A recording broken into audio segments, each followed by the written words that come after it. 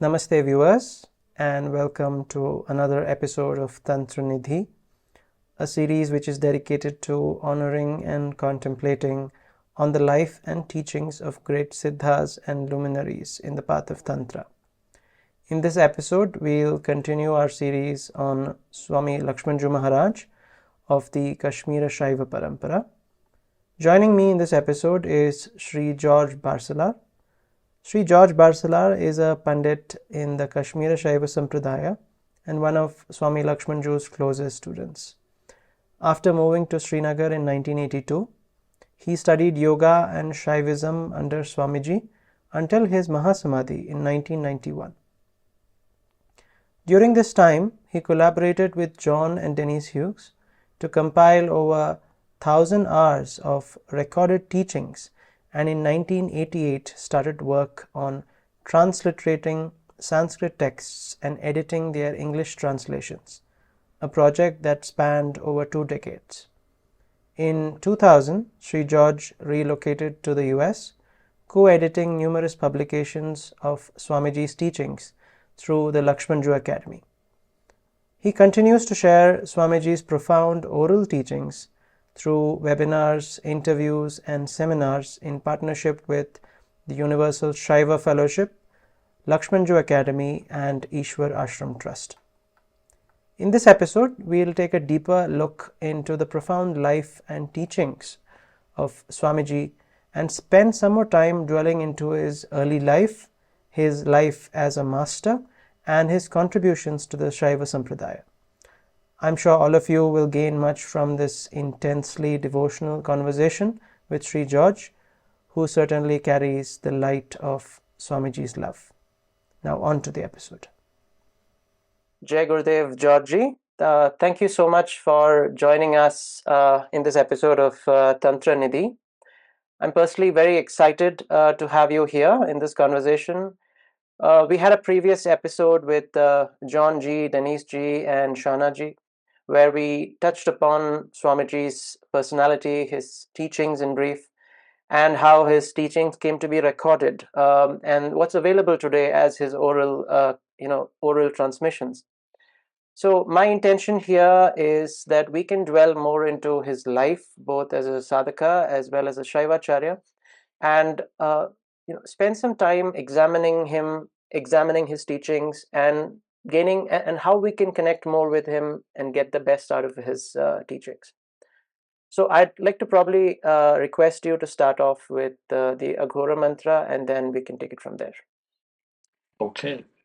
I will share my screen so that others can at least view this particular mantra, which Swamiji gave out towards the end of his life. There's a story behind it, which we'll probably get to.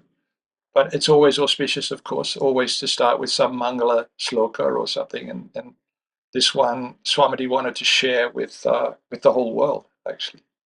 So let me share my screen here.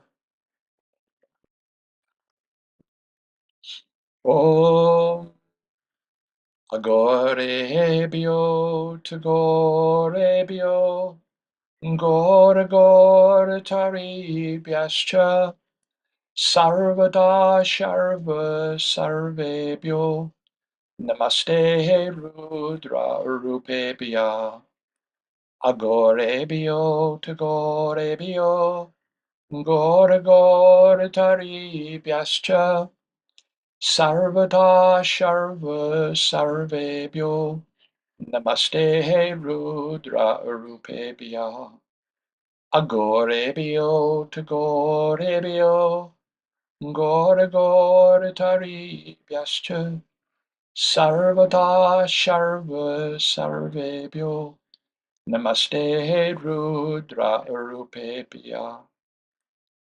O Lord Shiva, you alone transform yourself into all forms, into the forms of the powers of Rudra as agora, the enlightening and uplifting energy, Goratari, the frightful darkening energy which pushes one down, and Gora, the energy which keeps one fixed, neither rising or falling.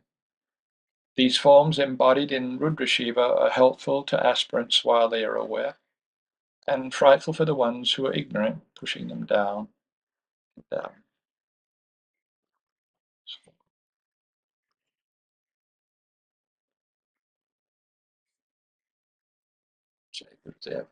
Hey Gurudev. Georgie, before we begin, since we have touched upon the Agora mantra, we've had that as the Mangalacharna for this conversation as well. Could you just briefly explain a little bit about it and what Swamiji mentioned about the Agora mantra? This is the Agora mantra, and it's different.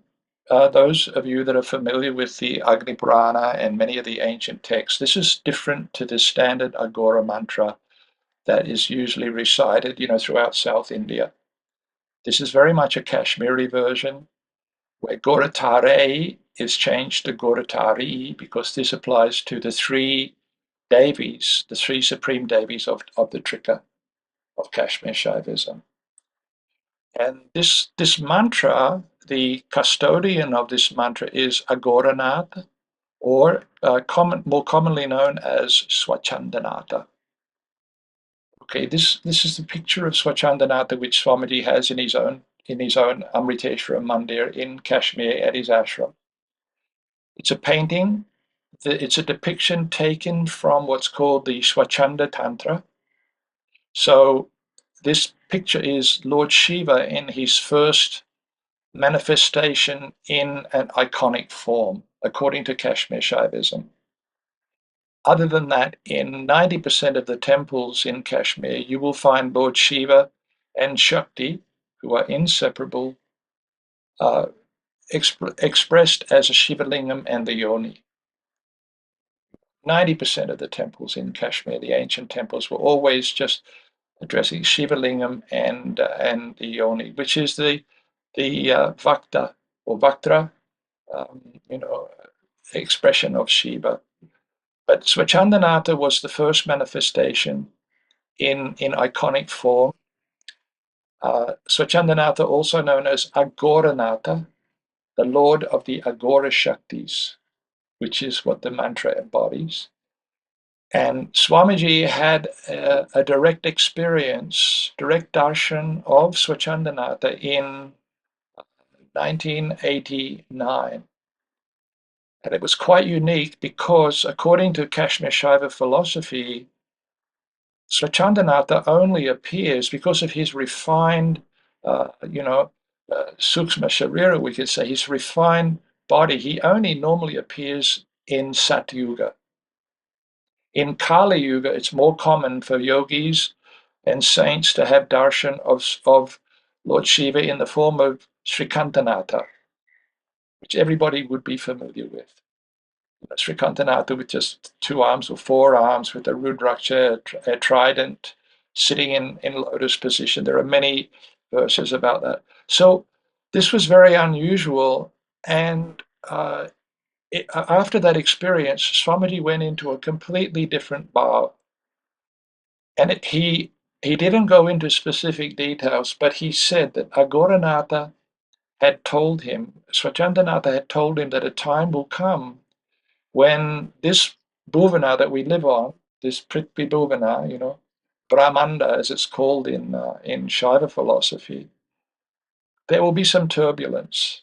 It will be a transition. And he said during that time, he said, my Agora mantra and the recitation of what's called the Bahurapa Garbha Stotra will be essential. Just not only for individual peace of mind during turbulent times, but also to purify the atmosphere surrounding whoever resides there.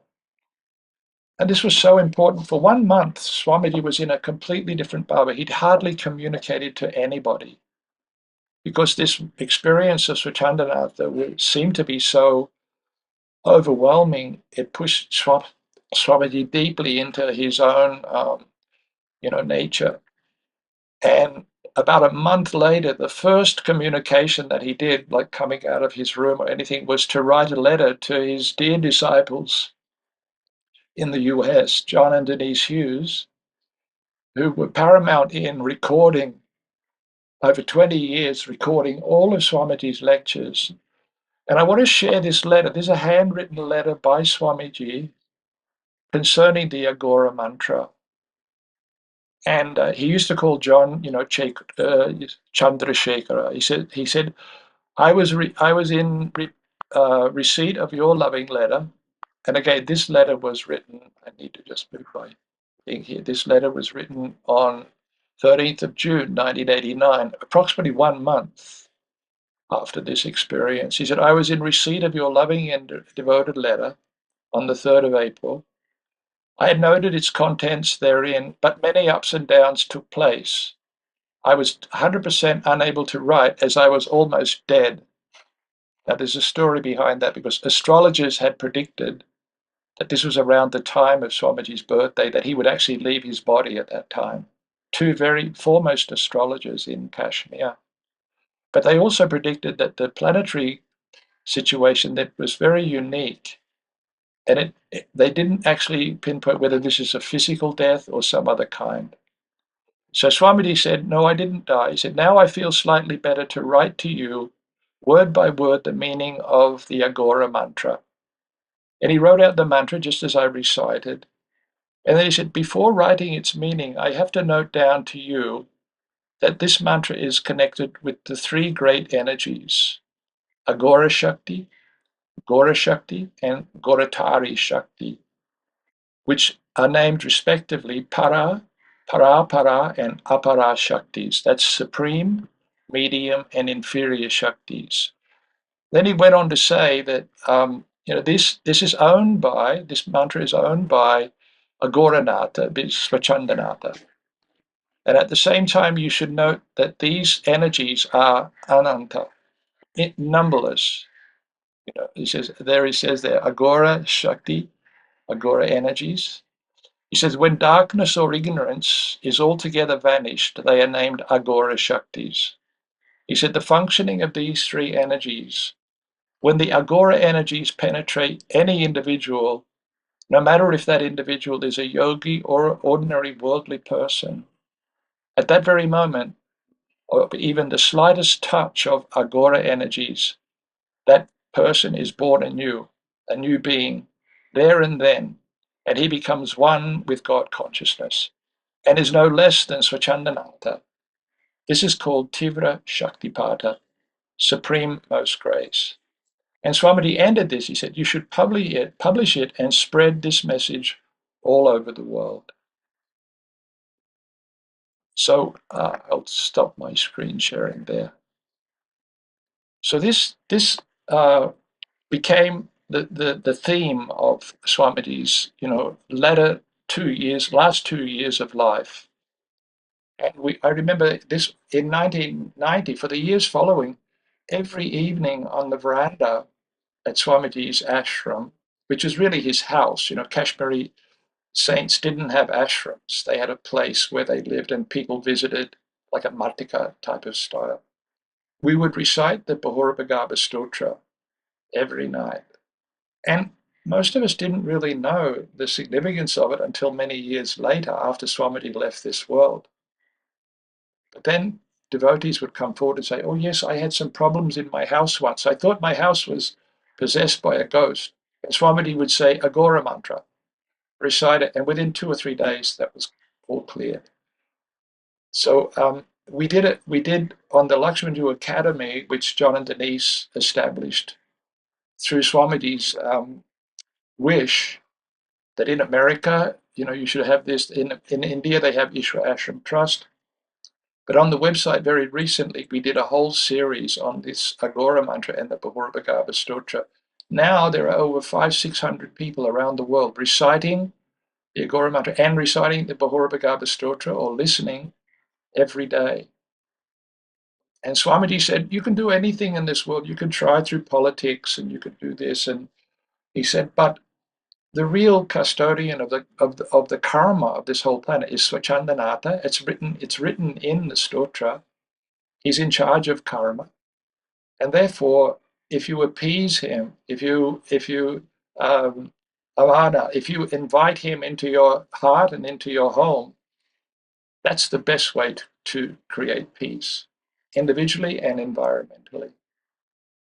So that was the importance of this mantra. And we've been very vigilant now in spreading this around the world. And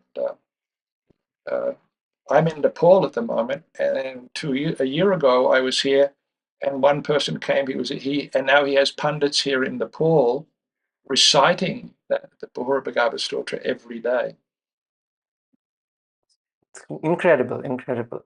So this is something that anybody can take, and because it's empowered by Swamiji and because it's part of the Shastra itself, it can be chanted by anybody, right? Yes. Every day. All of these shastras, all of the traditions are, at the end, they will have these restrictions, these niyamas that, okay, this shouldn't be given to people that are not initiated. This shouldn't be given to people that are unsavory. It shouldn't be given to people outside of your sampradaya. But Swamiji said is very interesting, because Swachandanatha is the lord of the agora shaktis, the three energies which rule the whole universe. He said, so Kāśmīra Śaivism has always held the firm belief that these teachings of Lord Śiva in that supreme form are available independent of caste, creed, color, and gender. And then the question came to Swamiji, but he said, what about if undesirable people get this and start to recite? He said, Lord Śiva he knows exactly what's going on in the heart and mind of every person. The undesirable people won't be able to recite it. They'll get in through the first lines and they'll stop. They'll think, oh, I have something to do. I can't waste my time with this. And they will go. A very innocent person who knows nothing will hear it without understanding any Sanskrit or anything like that, and they'll be mesmerized at what a deep effect that it's having on them. He said, because this was given to me by Swachanda Bhairava. He said, you have no idea how blessed I was to have his darshan in Kali Yuga, and how much compassion he had for this world, that a time would come, which is due to the collective karma of this whole planet. And let's face it, everybody knows all over this small bhuvana, this tiny planet, which is a speck of sand in the 118 worlds of this universe. But at the moment, there's tamasha, there's turbulence. So it was a gift from Swachandanatha to Swamiji, and through Swamiji, a gift to everybody. Wonderful, wonderful. I think the point that you mentioned about somebody who is coming with an innocent heart will take to it because the grace is more powerfully influencing that person, is something that probably leads to directly my first question, because I know you're somebody who has received a grace from Lord Shiva and from Swamiji a lot, and just to get a context of how that was, right? And these are incredible moments. But when you came to Swamiji, what were your first thoughts, and how was that meeting? Okay, well, I'd have to go back a little, because I was introduced to the whole concept of, let's say, yoga, meditation, when I was 18 years old. So that was in 1969. And before that, I was probably on the top list of the most ignorant people, on this planet. I knew nothing about anything. And I remember the one girl who was telling me about yoga, when I was listening, I couldn't she said, you have to change your life, and you have to find yourself. And my reaction was, I didn't know I was lost, so how do I do that? She said, well, okay, first you have to start yoga. Second, you have to start meditation. And she said, and third, you have to become a vegetarian. I said, whoa, okay, the first two I can do. The second one, I was a ferocious carnivore. I must have been a tiger in my last life or something. That's what I thought, But what I saw in people who were doing yoga and meditation was something very unique. I didn't see that in any of my worldly friends, because we were involved in surfing and music and, the 60s. But I started, and I was drawn to Maharishi Mahesh Yogi, because he had already had this influence with the Beatles and I was into music. So I learned transcendental meditation. And that immediately fascinated me. It touched a core in me. And I remember on the first day that I was initiated, my teacher took us to dinner. And he had a photo album of his teacher training course, which he did in Rishikesh. And as he was going, showing us these pictures in Rishikesh with some famous people in 1969, he opened the book and there was a picture of Maharishi and Swami Lakshman Joo. And I immediately said, "Who is that?" It touched something in me. He said, "Oh, that's a master from Kashmir. Maharishi took us there. We spent a beautiful month in Kashmir because it was too hot in Rishikesh. And one day he took us to Maharishi's ashram. And it was on his birthday. There were thousands of people there. He said, but he's very recluse. He has a few disciples." And then he said, "I think they live in caves and they just practice Kundalini yoga." That's what he said. But that planted a seed.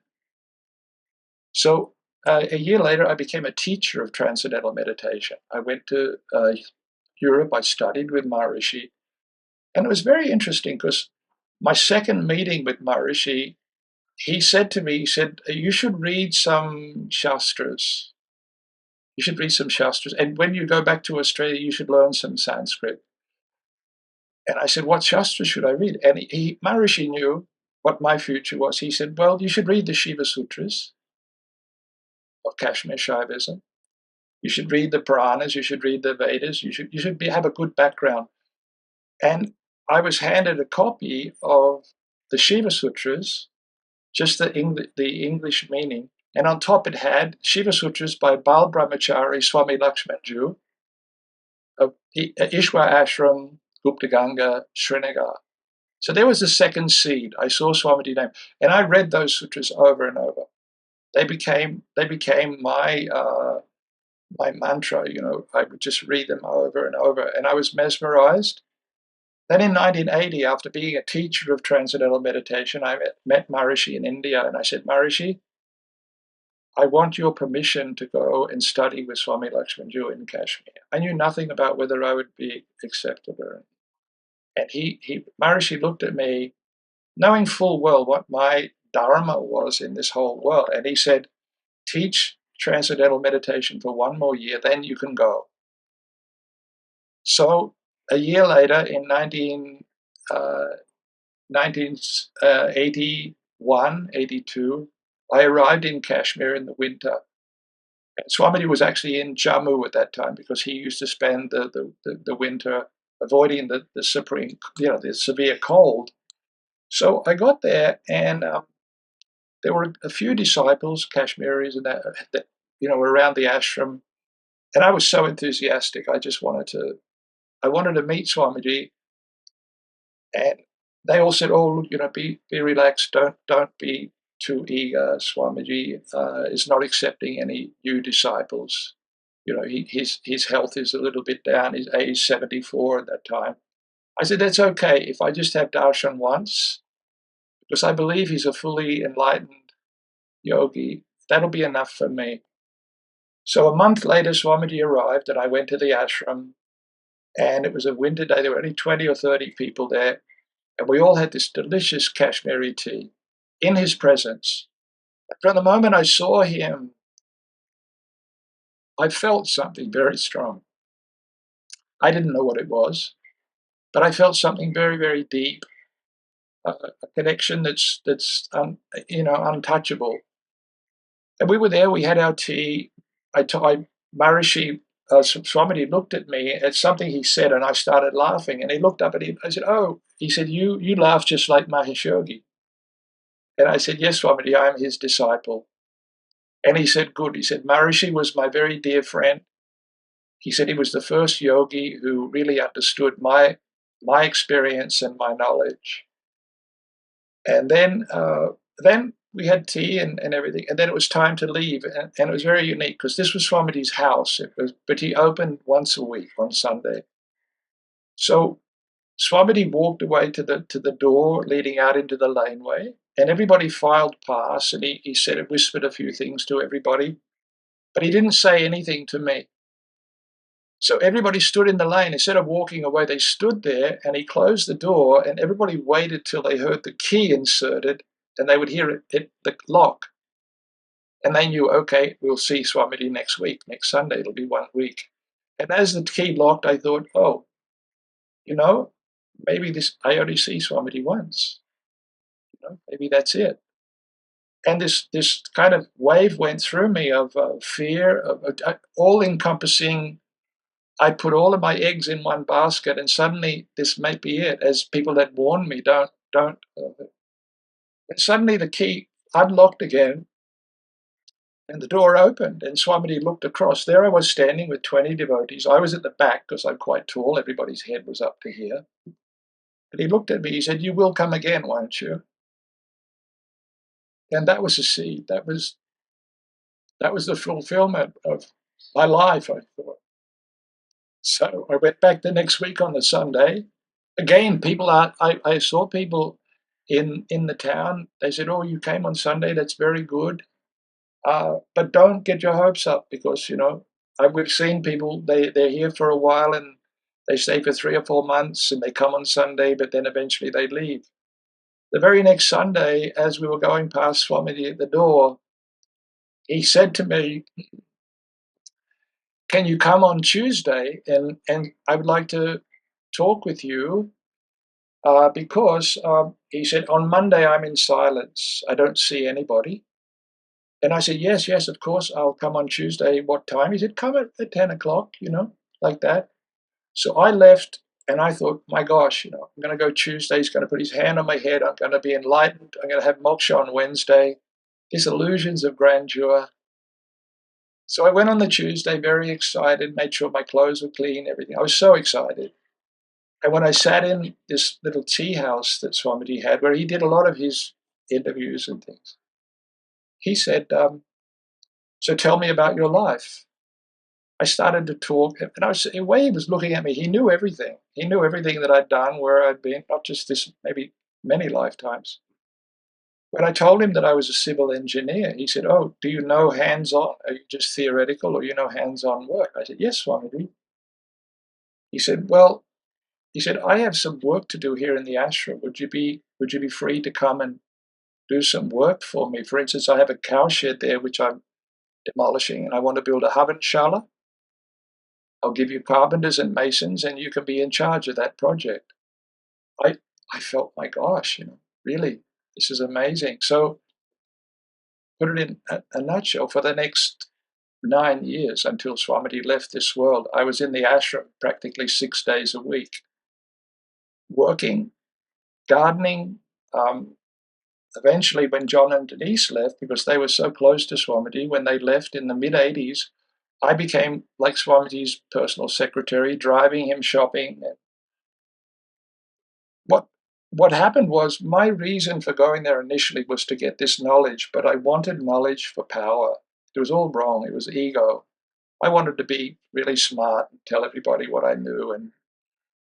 And Swami didn't allow that to happen. He waited and waited and waited till that whole thing was gone. And then in 1988, he hardly let me go to the lectures. I would go to lectures, and as soon as a lecture finished, when the interesting questions would come up, he would look at me and say, "George, don't you have to rush to the carpenters? They haven't finished that job." And I would get up and rush out. This continually for up till 1988. And then one day Swamiji said, by John's grace, John had asked Swamiji if I could work on the transcriptions. There were over 1,000 hours of recorded text that Swamiji had done. And because I had a very basic background in Sanskrit, could read Devanagari script, Swamiji said, "Okay, I want you now to start working on my transcriptions and make sure that everything that I've said is correct." So that was the start of my learning curve. And by then, I'd already lost this idea that, that knowledge for power. This was knowledge for liberation. So for the next 20 years, even after Swamiji left this world in 91, I spent every spare moment transcribing, first by hand. Then I got my first Apple Macintosh computer in 95.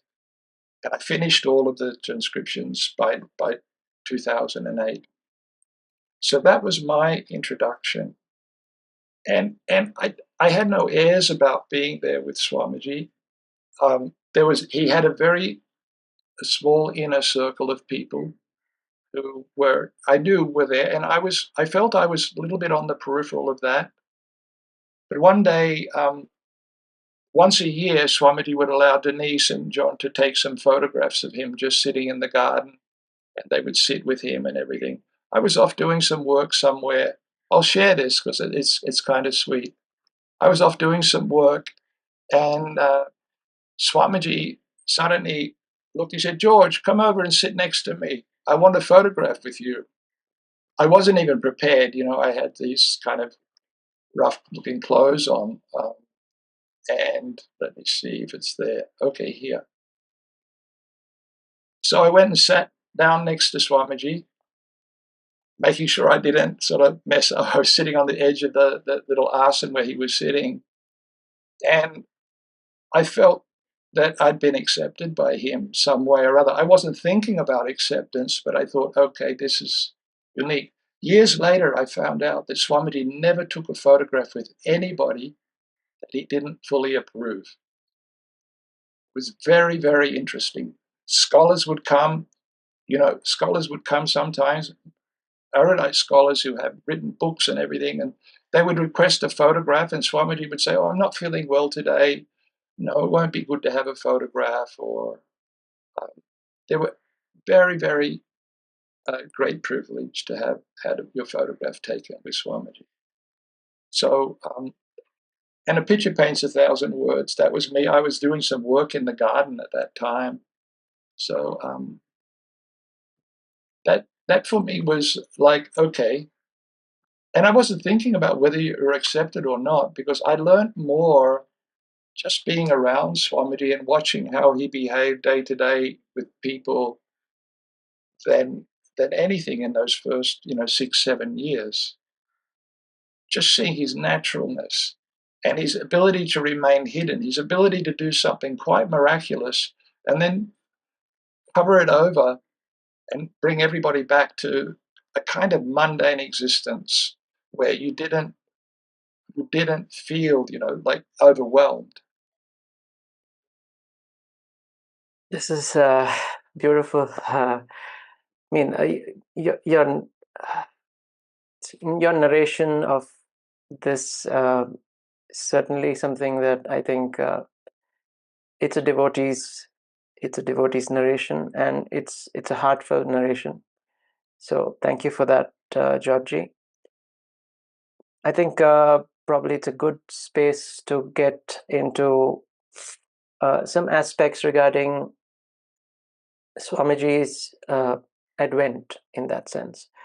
So could you just could you paint a picture of what was the state of Kāśmīra Śaivism before Swamiji's advent, and a little about the lineage in which he comes?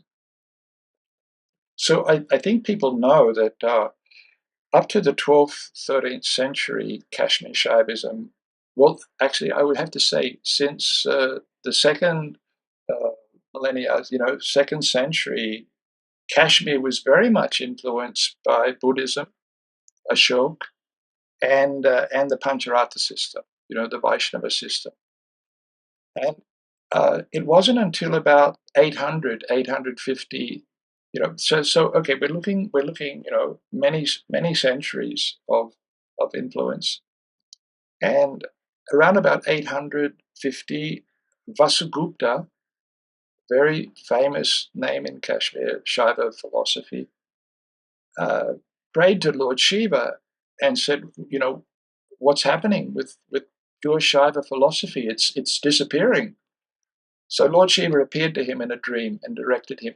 He said, listen, you go to Dachigam forest, and at the foot of Mahadev mountain, you'll find a rock.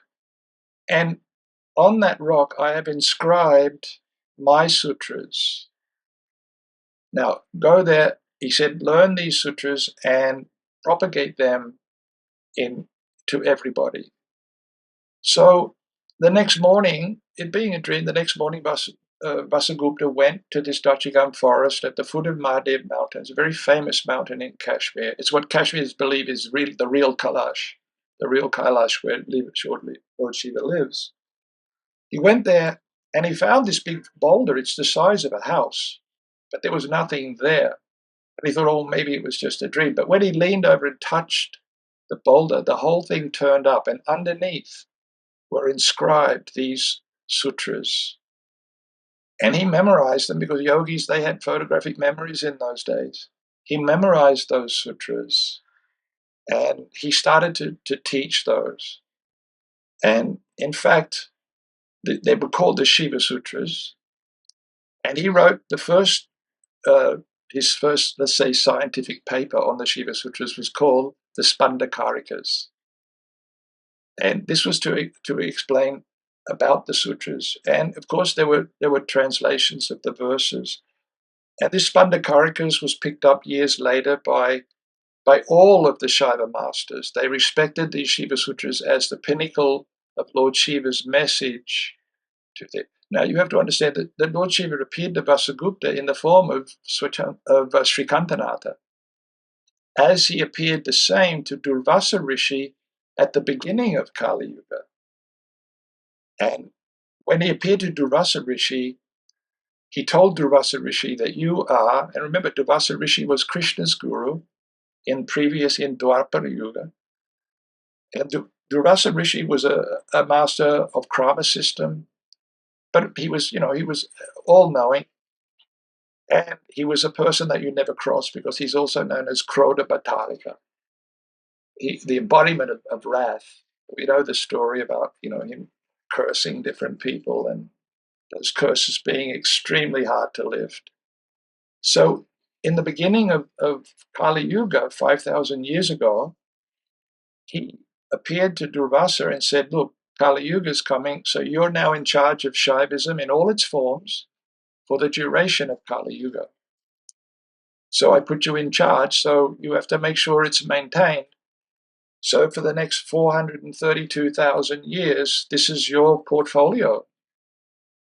And he gave him this teaching, which would cover all aspects of Shaivism, the Bhairava Tantras, the Rudra Tantras, and the Shiva Tantras, which are the monistic, monodualistic, and dualistic Tantras. And Durvasa at that time, Lord Shiva, Swamiji said, then he disappeared into the ether. And Durvasa looked around for competent masters. But Swamiji said the masters had hidden themselves in that because the onset of Kali Yuga compared to Dwapara was so dark, they didn't want to mix. So for 15 generations, Durvasa Rishi had to create a lineage of mind-born sons and daughters to carry on this lineage. His three main first mind-born sons were Triambaka and Śrīnatha and Amardakanatha. They handled each of these tantras, the Bhairava, the Rudra, and the Shiva tantras. He created one mind-born daughter, Triambaka. He entrusted her with the highest teaching of Trika. He entrusted her with the teachings of Kaula Prakriya. And that lineage is, Swamiji actually said one day, that lineage still exists today, but it's one master, it's one disciple, and it's always a master. They're always female, the Ada Triambaka tradition. Ada Triambaka meaning half of her brother, half of the Triambaka.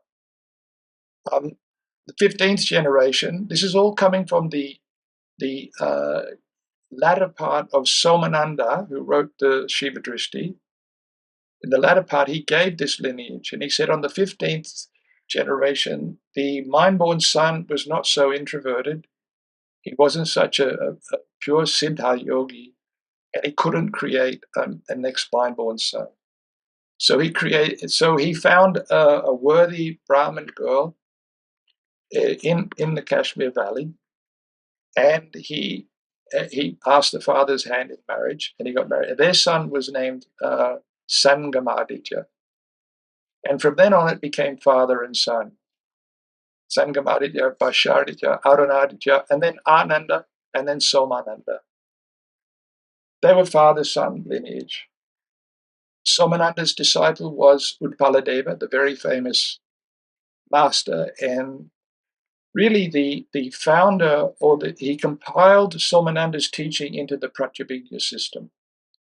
Okay, and at the end of that incredibly intense intellectual understanding of Pratyabhijna system, he wrote the Karika on it, But then he threw everything up in the air, and he went into a shikara, like a boat on the lake, with his disciples, and spontaneously he recited 20 stotras or 20 chapters called the Shiva Sutravali, hymns to Shiva. And these are pure devotional texts, interlaced with the essence of the philosophy of Pratyabhijna. So from there, Utpaladeva, you go on to his disciple was Lakshmanagupta. And Lakshmanagupta was the teacher of Abhinavagupta in Pratyabhijna system. But Abhinavagupta was unique. Swamiji said he was the most illustrious master of Kāśmīra Śaiva philosophy. Nobody could stand before him. And he went out, even at the pinnacle of his experience, he went out to India to see what was the experience of other yogis. And it was there that he met Shambhunatha and Shambhunatha's duty, his female consort, we can say. And throughout his teachings, Abhinavagupta praises Shambhunatha. Says, whatever I learned, I got from him. And I got full illumination through just his words, his teachings. And everywhere he'll talk about the lineage. When he gets to Shambhunatha, he said, he pierced my heart. And whatever I'm speaking, I'm giving you the essence of Shambhunatha's teaching. And Shambhunatha was the essence of Trika Śaivism, Anattara Trika philosophy. Abhinavagupta had two disciples, one chief disciple, Khemaraja, who again was a prolific commentator. He only wrote one text himself, which was the Pratyabhijna Hridaya, concise thing on Pratyabhijna. The rest were commentaries that he did on some of the biggest texts, Vachanda Tantra, Etra Tantra, so many texts. And Abhinavagupta, Swamiji said, was the master who really set the thing going for Shaivism as it appears in today's world. And he held Abhinavagupta as just the cream of Shaiva philosophy. He says Abhinavagupta's Tantra Loka with 37 chapters, 37 arnikas, which he did one arnika, which also means one day. Each chapter took one day to do. And he spontaneously did that. His disciples wrote it down. He said, this is the real encyclopedia of Tantric philosophy. Everything that is in there. And Abhinavagupta admits, everything I've written here is I've taken from the Malini Vijayottara Tantra, a discussion between Bhairava and Bhairavi. And the Malini Vijaya Tantra is, all basically understanding the philosophy of Malini, one of the alphabet goddesses. So that's the lineage there that flows out. And then everything went underground around 1300 for 500 years. The masters were still there, but very hidden, up till around about 1830, when the Dogra dynasty kings came in. They overthrew the Mughal invaders. Kashmir again became liberated. And from then, the lineage started. Swamiji's great grandmaster was Swami Manakak. His own grandmaster was Swami Rama, very well respected. His disciple was Swami Matapkak. And then Swamiji finished his little story. All I'm telling you here is in the back of the first book that Swamiji had on the lineage. And he said, and his disciple was Swami Lakshman Joo. And he ended it there. And he said, this is an unbroken oral tradition. So he said, what I'm telling you, what I'm teaching you through these recordings that John and Denise Hughes did, these are the same words that were given by all of these past masters to their disciples. I'm just a postman. I'm just carrying on that message. For it was Lord Shiva's wish through Durvasa Rishi that this teaching should continue to flourish. So that's in a nutshell, that's the lineage and the The lineage. sampradaya.